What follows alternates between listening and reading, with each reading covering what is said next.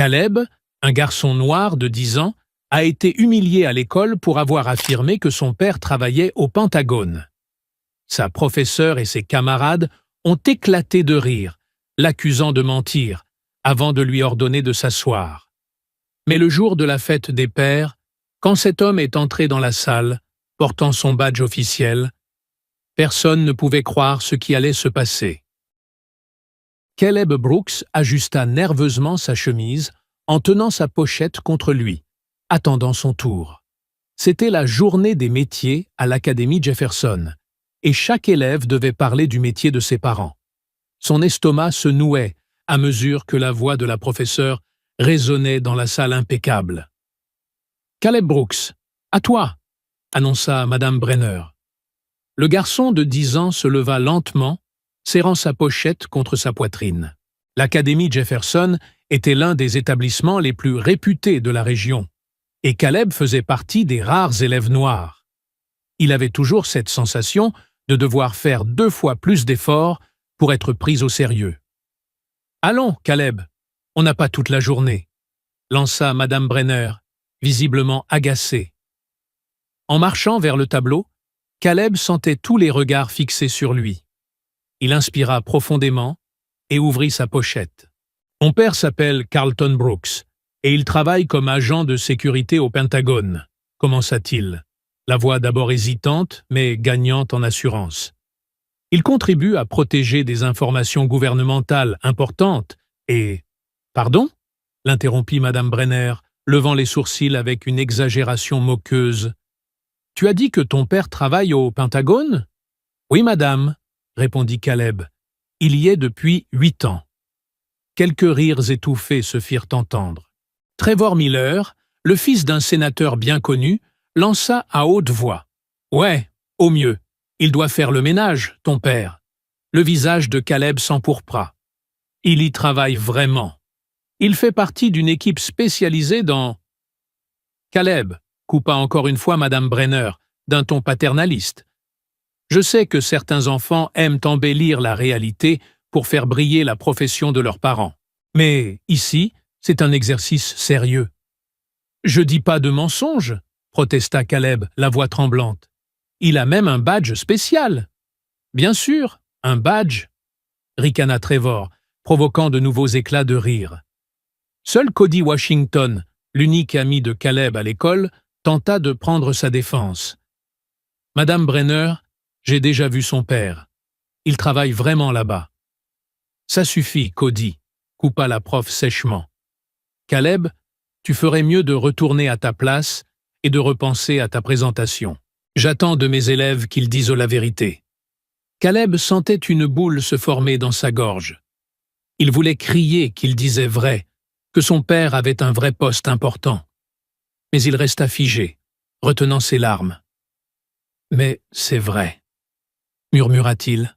« Tu pourras peut-être revenir demain avec quelque chose d'un peu plus crédible, » conclut la professeure. En regagnant sa place, rouge de honte, Caleb entendait les chuchotements autour de lui. « Le Pentagone, ouais, sûrement un agent de sécurité dans un centre commercial », ricana quelqu'un.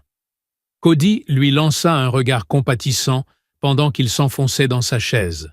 « Écoute pas, je te crois », lui souffla-t-il. Mais le mal était fait. Le reste de la journée, Caleb resta silencieux. Quand la cloche sonna, il quitta le bâtiment en courant. Carlton Brooks était déjà rentré, préparant le dîner dans leur maison modeste, mais chaleureuse. Un seul regard à son fils lui suffit pour comprendre que quelque chose n'allait pas. « Salut, mon champion », dit-il en posant la spatule. « Dure journée ?» Caleb laissa tomber son sac à dos et se jeta dans les bras de son père, éclatant enfin en sanglots. Entre 2 hoquets, il raconta tout ce qui s'était passé à l'école. « Ils se sont moqués de moi, papa. Madame Brenner a dit que je mentais à propos de ton travail. Elle m'a humilié devant toute la classe. » Le visage de Carlton se durcit. Il avait l'habitude de faire face à la discrimination. Mais voir son fils vivre la même chose, c'était une autre douleur. « Écoute-moi bien, Caleb, » dit-il en s'agenouillant devant lui. « Tu connais la vérité, Moi aussi. Et parfois, ça doit suffire. Mais personne ne me croit, sanglota Caleb. La prof m'a fait passer pour un menteur. Carlton resta silencieux un instant, puis prit une décision. C'est quand, le prochain événement avec les parents? La semaine des parents, la semaine prochaine. Et mais papa, c'est pas grave. Si, c'est grave, répondit-il avec calme mais fermeté.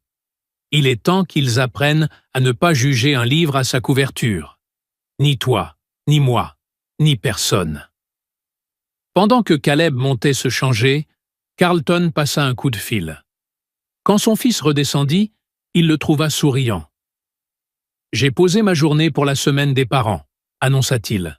« Je pense qu'il est temps que l'Académie Jefferson découvre qui est vraiment Carlton Brooks. Les choses vont changer après la semaine prochaine. Jusque-là, garde la tête haute. Tu peux faire ça pour moi ?» Caleb acquiesça, sentant une lueur d'espoir renaître. « C'est bien, mon grand, » dit Carlton en ébouriffant ses cheveux. « N'oublie jamais, ta vérité est ta force. Personne ne peut te l'enlever. » La semaine passa lentement pour Caleb. Chaque jour d'école apportait son lot de chuchotements et de regards en coin. Trevor l'appelait désormais l'agent du Pentagone, avec un ton moqueur, dès qu'aucun adulte n'était à portée d'oreille. Même Madame Brenner semblait plus froide que d'habitude, comme si le mensonge de Caleb avait confirmé un préjugé qu'elle nourrissait déjà. Seul Cody restait à ses côtés, prêt à le défendre coûte que coûte. « Attends juste la semaine des parents », dit Cody à l'heure du déjeuner, le jeudi. « Quand tout le monde verra ton père, ils devront ravaler leur moquerie. »« Et s'il ne peut pas venir ?» s'inquiéta Caleb. « Et si quelque chose l'empêchait au travail ?»« Il t'a promis, non ?» rétorqua Cody. « Et d'après ce que tu m'as raconté, ton père ne revient jamais sur une promesse. » Enfin, le jour des parents arriva. La salle de classe avait été aménagée avec des chaises supplémentaires pour accueillir les adultes. Les élèves étaient nerveux à leur bureau, attendant l'arrivée de leurs parents. Madame Brenner se tenait à l'avant, accueillant chaque père avec un sourire poli, presque mécanique. À mesure que les parents entraient, Trevor tapa l'épaule de Caleb par derrière. « Alors, agent Pentagone, ton père va venir déguisé en espion?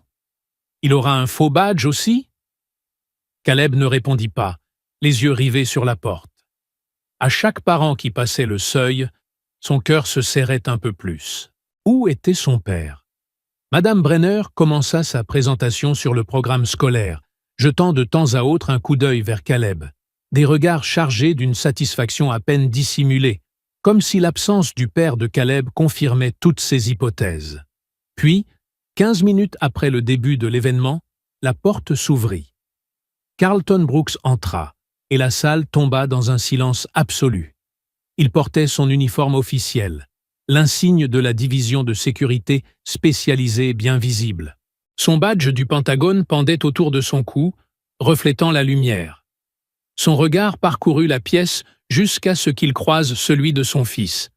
Il lui adressa un sourire chaleureux. « Désolé pour le retard », dit-il à Madame Brenner d'une voix posée et assurée. La réunion de sécurité s'est prolongée plus que prévu. La professeure resta figée, la bouche entr'ouverte. « Vous êtes le père de Caleb ?»« Oui, madame. Carlton Brooks, division de sécurité du Pentagone, unité des opérations spéciales. » Il tendit la main. « Je crois que mon fils a parlé de ma profession la semaine dernière ?» Elle lui serra la main, visiblement gênée, les joues rougissantes.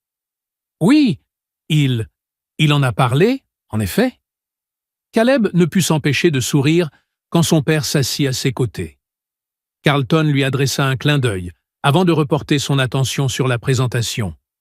Pendant toute l'activité, Caleb sentit les regards curieux, et cette fois respectueux, des autres parents se tourner vers son père.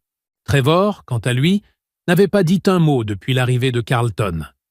Durant la pause, plusieurs parents vinrent saluer Carlton, se présentant un à un. Caleb les regardait, fier de voir son père discuter avec calme et dignité, sans jamais évoquer ce que Caleb avait vécu. Quand ils se retrouvèrent seuls un instant, Caleb murmura « Merci d'être venu, papa. »« Je n'aurais manqué ça pour rien au monde, » répondit Carlton. « Et toi, comment tu te sens ?»« Beaucoup mieux, » admit Caleb. « T'as vu la tête de Madame Brenner ?»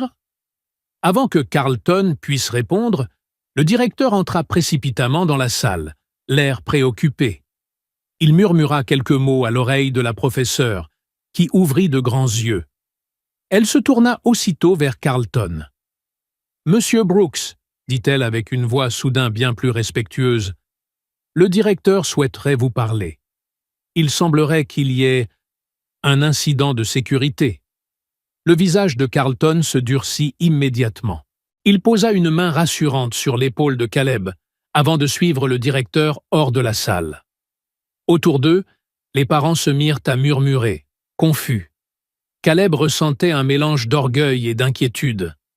15 minutes plus tard, l'alarme de l'école retentit, perçant les couloirs d'un bruit strident.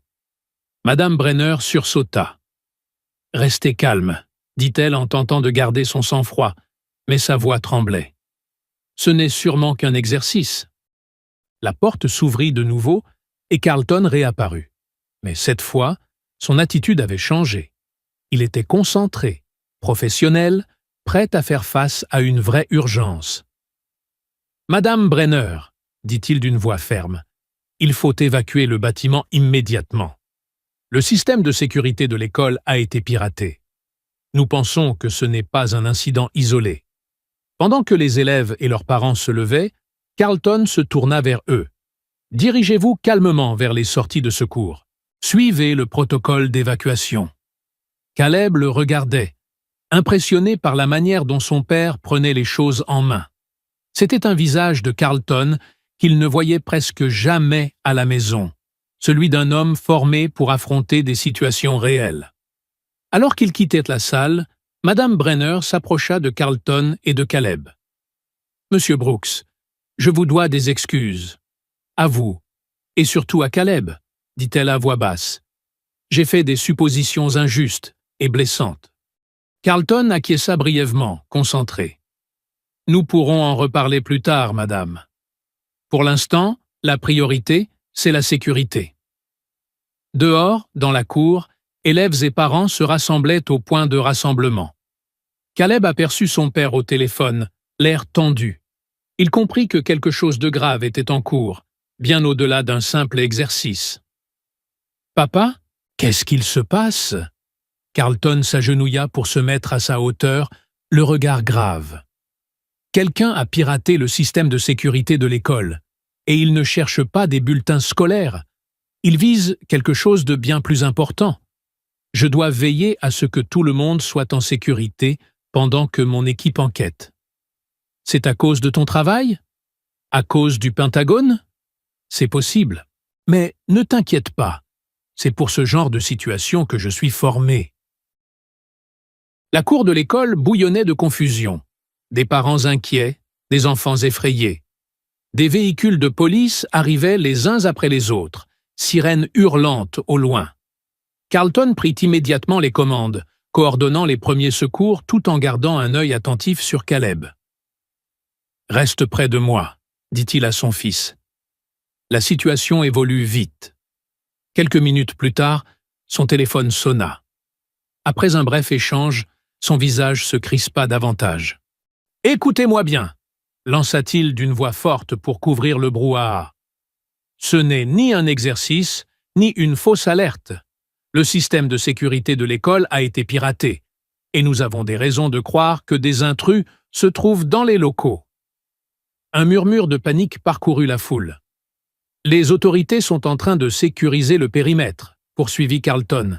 « Merci de garder votre calme et de rester dans cette zone jusqu'à nouvel ordre. » Pendant qu'il parlait, 3 hommes en tenue tactique s'approchèrent et saluèrent Carlton avec respect. « Monsieur, l'équipe est en place, » dit l'un d'eux. Caleb le reconnut immédiatement. C'était Marcus, un collègue de son père qu'il avait déjà vu à la maison. « Parfait, » répondit Carlton. « Commencez par l'aile est. » Je vous rejoins dans un instant. Alors que les hommes s'éloignaient, Caleb tira la manche de son père. « Papa, tu vas y retourner ?» Carlton s'agenouilla devant lui. « Je dois y aller, mon grand. C'est mon travail. »« Mais c'est dangereux, » protesta Caleb, visiblement paniqué. « Faire ce qui est juste leste, parfois, » répondit Carlton d'un ton calme. « Mais j'ai été formé pour ça. Et maintenant, je dois veiller à ce que tout le monde soit en sécurité. » Un bruit sourd venu de l'intérieur du bâtiment interrompit leur échange. De la fumée s'échappait d'une fenêtre à l'étage.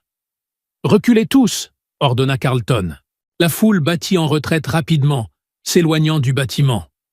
Carlton se tourna une dernière fois vers son fils. « Reste avec Cody et ses parents. Ne vous éloignez pas les uns des autres.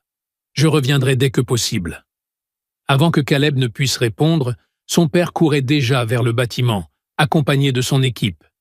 Cody rejoignit Caleb. « Ton père va vraiment entrer là-dedans ?»« Oui, » répondit Caleb, les yeux fixés sur l'école. « C'est son métier. »« C'est vraiment courageux, » dit Cody, sincèrement impressionné. Le temps sembla suspendu pendant l'attente. Des policiers établirent un périmètre, tenant parents et enfants à bonne distance. De temps à autre, des bruits étouffés parvenaient de l'intérieur, des voix, des objets renversés. Après ce qui sembla une éternité, Caleb aperçut du mouvement près d'une porte latérale. 2 hommes vêtus de noir sortirent, transportant ce qui ressemblait à du matériel informatique. Ils se dirigeaient rapidement vers une camionnette stationnée non loin. « Regarde !» s'écria Caleb. « Ce ne sont ni des professeurs, ni des parents !» Le père de Cody alerta aussitôt un policier. Les agents se mirent à courir vers les suspects, mais un 3e homme sortit à son tour. C'était Carlton, en pleine poursuite. L'un des intrus se retourna brusquement et sortit une arme. « Papa !» hurla Caleb, terrifié. Ce qui suivit ressemblait à une scène de film. Carlton se jeta derrière une voiture juste à temps pour éviter le tir. En un mouvement rapide, il roula jusqu'à une meilleure position et désarma l'agresseur avec précision. Les policiers maîtrisèrent rapidement les 2 hommes. Une fois la menace neutralisée, les secours purent entrer dans l'établissement pour évaluer les dégâts et s'assurer que personne n'était resté à l'intérieur. Les parents étreignaient leurs enfants, soulagés. Quand Carlton revint enfin vers Caleb, son uniforme était sale et il avait une petite entaille au-dessus du sourcil. Mais il souriait. « Tout est sous contrôle », dit-il en prenant son fils dans ses bras. La menace a été écartée. « Qu'est-ce qui s'est passé à l'intérieur ?» demanda Caleb, encore tremblant d'avoir vu son père en danger. « Ces hommes cherchaient à voler des informations », expliqua Carlton d'une voix discrète. « Cette école accueille les enfants de personnalités importantes, élus, militaires, chefs d'entreprise. Ils voulaient utiliser le réseau pour accéder à des bases de données sensibles. À cause de la semaine des parents, parce qu'ils savaient que tout le monde serait là. »« Exactement, » confirma Carlton. Mais ils ne s'attendaient pas à ce que quelqu'un comprenne ce qu'ils étaient en train de faire. Pendant qu'ils parlaient, le directeur s'approcha, accompagné de Madame Brenner. Tous 2 semblaient secoués, mais sincèrement reconnaissants. « Monsieur Brooks, » dit le directeur, « je ne sais pas comment vous remercier. Votre intervention rapide a évité une catastrophe. »« Je n'ai fait que mon devoir, » répondit Carlton avec humilité. Madame Brenner fit un pas en avant. Toute son arrogance s'était évaporée. « Caleb, je te dois des excuses. J'aurais dû te croire. » Caleb regarda son père, qui lui adressa un discret signe d'encouragement. « Ce n'est pas grave, Madame Brenner, » dit Caleb, surpris par la confiance dans sa propre voix. « Parfois, la vérité est juste difficile à croire. » Ce que ni l'un ni l'autre ne savaient encore, c'est que cette journée n'était que le début. Les hommes arrêtés n'étaient que des pions dans un jeu bien plus vaste, un jeu d'espionnage international, de vieilles rancunes et d'un danger qui, bientôt, allait frapper encore plus près de chez eux. 2 jours après l'attaque informatique, l'Académie Jefferson retrouvait peu à peu sa routine. Mais pour Caleb Brooks, plus rien n'était vraiment comme avant. Les journaux parlaient de son père comme du courageux agent du Pentagone, qui avait sauvé des centaines de vies. À l'école, ceux qui se moquaient de lui auparavant ne faisaient plus que l'assaillir de questions. Mais pour Caleb, le meilleur dans tout ça, c'était d'avoir son père à la maison pendant quelques jours. Ce samedi-là, sous un soleil timide, père et fils savourèrent des pancakes quand le téléphone crypté de Carlton vibra. Il répondit d'un ton professionnel, et son sourire s'effaça aussitôt. « Brooks, compris. Je vais renforcer la sécurité. » Caleb reconnut aussitôt ce regard qu'il n'avait vu qu'avant les missions à haut risque. Un problème? D'anciennes connaissances. Mikhail Drakov.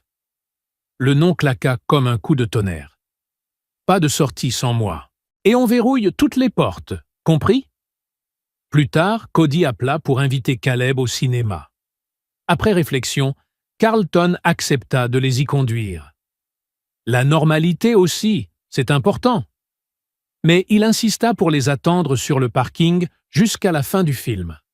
Lorsque la séance se termina, les deux garçons sortirent en riant, mais Carlton n'était nulle part en vue. À ce moment-là, une berline noire s'approcha doucement. La vitre côté conducteur s'abaissa. « Caleb Brooks, ton père a eu une urgence. Il m'a demandé de t'emmener à la base. » Mais l'entraînement donné par Carlton éveilla aussitôt les soupçons. « Mon père m'aurait appelé directement. » Caleb tira Cody un pas en arrière. Le sourire du conducteur s'effaça. La portière arrière s'ouvrit brusquement et un deuxième homme surgit. « Cours !» hurla Caleb. Cody fila vers le hall. Caleb tenta de le suivre, mais des mains rugueuses l'agrippèrent et le soulevèrent. En quelques secondes, la berline démarra en trombe, pneus crissant sur l'asphalte. Sur le parking, Carlton gisait entre deux voitures, assommé dans une embuscade. Lorsqu'il reprit connaissance, Cody expliquait, en larmes, aux agents de sécurité. « Ils ont pris Caleb, Monsieur Brooks. Il m'a dit que c'était un mensonge et de chercher de l'aide. » Le sang de Carlton se glaça, mais sa voix resta ferme. « Tu as bien agi. Maintenant, décris-moi la voiture. » Pendant que le garçon récitait chaque détail, Carlton contactait sa cellule de renseignement. Les caméras de circulation permirent de suivre la plaque volée jusqu'à un ancien complexe industriel. « Drakov adore les tunnels de fuite. Je parie sur ce groupe d'entrepôts, » estima Carlton. « Je rentre en premier. Attendez 20 minutes avant d'intervenir. » Caleb était attaché à une chaise, dans un entrepôt humide, éclairé par des néons qui clignotaient. Il tentait de calmer sa panique en se souvenant des exercices de respiration de son père. Des pas résonnèrent. Un homme grand, une cicatrice sur la joue, émergea de l'ombre. « Je suis Mikhail Drakov. Ton père et moi avons des comptes à régler. »« Il ne m'a jamais parlé de toi, » répondit Caleb, soutenant son regard. « Car les destructeurs ne se vantent pas des ruines qu'ils laissent derrière eux. Il m'a tout pris. J'ai rêvé de ce moment plus de fois que je ne peux le compter. » Il se pencha. « Il viendra, n'est-ce pas? Et il verra ta souffrance. » Caleb avait peur, mais aussi de la colère. Il trouve toujours un moyen. Des heures plus tard, un grondement lointain se fit entendre. Soudain, toutes les lumières s'éteignirent. Dans le noir, des bruits secs, des cris étouffés. Puis le silence. Une lame coupa les cordes. « Papa ? » ?»« Chut, on rampe jusqu'au couloir. » Les lampes de secours s'allumèrent juste au moment où Drakov réapparut, arme à la main. « Tellement prévisible, Brooks. Lâche le couteau, ou je tire. » Carlton repoussa Caleb derrière une pile de caisses. « Laisse le garçon partir, Drakov. C'est entre toi et moi. »« Tu m'as tout pris. Aujourd'hui, je prends ce qui compte pour toi. » Caleb aperçut une bouteille d'oxygène renversée et se rappela une astuce apprise dans le jardin. Il donna un coup de pied. Le cylindre roula bruyamment. Drakov détourna les yeux. Carlton bondit, le désarma, et les deux hommes s'affrontèrent dans un combat brutal, le choc de deux passés. Drakov combattait avec haine, Carlton avec l'amour d'un père. Et cette différence fit toute la différence. Un coup précis tordit le bras de son adversaire, un autre le jeta au sol. Lorsque Marcus et la brigade d'intervention enfoncèrent la porte, ils trouvèrent Carlton à genoux sur Drakov, en train de le menotter avec des liens tactiques. Caleb accourut et se jeta dans les bras de son père. « Je savais que tu viendrais. »« Toujours, » murmura Carlton, la voix tremblante. Dans les jours qui suivirent, Drakov fut inculpé pour enlèvement et terrorisme. Les journalistes demandèrent à interviewer Caleb, mais il refusa. Il préférait retrouver une vie normale. Madame Brenner présenta publiquement ses excuses pour avoir douté de lui. Même Trevor, l'ancien tyran, le salua dans les couloirs. Quelques jours plus tard, Carlton arriva un peu plus tôt à l'école pour emmener Caleb à un rendez-vous. Le garçon l'aperçut à l'entrée, posture alerte, regard attentif, mais avec ce sourire chaleureux qui ne trompait pas. Et à cet instant, Caleb comprit pleinement. Carlton Brooks était agent, soldat, héros, mais surtout, il était le père qui traverserait n'importe quelle distance et affronterait n'importe quel ennemi pour lui. Ne sous-estimez jamais la vérité de quelqu'un simplement parce qu'elle ne correspond pas à vos attentes. Caleb a été humilié, mis en doute, mais la vérité, tôt ou tard, trouve toujours son chemin. Si cette histoire vous a touché, laissez un commentaire ci-dessous et partagez cette vidéo avec quelqu'un qui a besoin de se rappeler que la vérité n'a pas besoin d'être criée pour être puissante. Il suffit de la vivre.